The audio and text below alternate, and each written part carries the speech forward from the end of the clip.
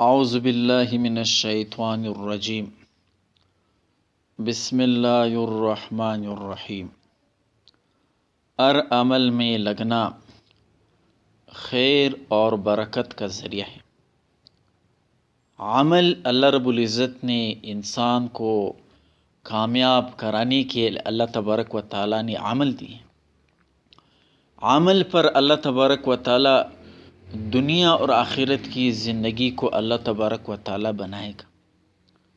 اعمال تو بہت سارے ہیں، لیکن اعمال کے اندر دعا ایک ایسا عمل ہے جو اللہ تبارک و تعالیٰ نے قرآن پاک میں اللہ رب العزت نے وعدے کی ہے کہ مجھ سے مانگو میں تمہیں دوں گا، دنیا بھی مانگو آخرت بھی مانگو۔ اور دعا کے قبولیت کے لیے اللہ رب العزت نے ہمیں مختلف اوقات دی ہیں۔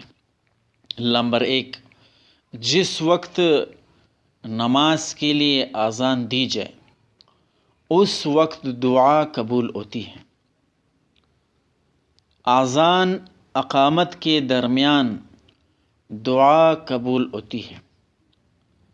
جب مؤذن صاحب حی علی الصلاۃ حی علی الفلاح کہے، اس کے بعد دعا قبول ہوتی ہے۔ فرض نمازوں کے بعد دعا قبول ہوتی ہے۔ سجدے کی حالت میں دعا قبول ہوتی ہے۔ تلاوت قرآن شریف کے بعد دعا قبول ہوتی ہے۔ قرآن پاک ختم کے بعد دعا قبول ہوتی ہے۔ زمزم کا پانی پیتے وقت دعا قبول ہوتی ہے۔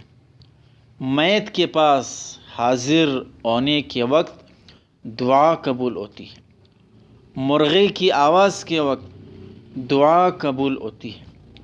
مسلمانوں کے جمع ہونے کے وقت دعا قبول ہوتی ہے۔ ذکر کی مجلسوں میں دعا قبول ہوتی ہے۔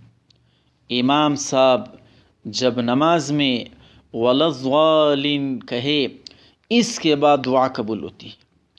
میت کے آنکھ بند کرنے کے وقت دعا قبول ہوتی ہے۔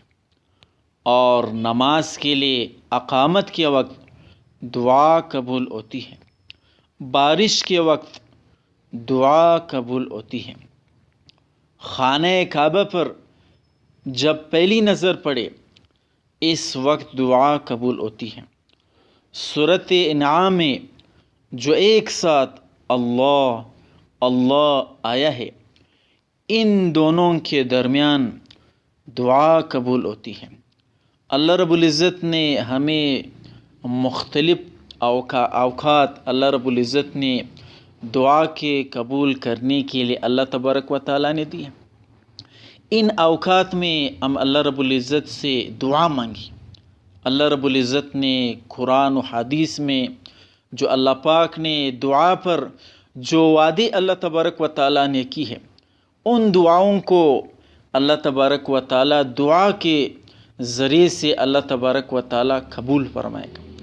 اللہ رب العزت ہمیں ان تمام باتوں پر عمل کرنے کی توفیق عطا فرمائے۔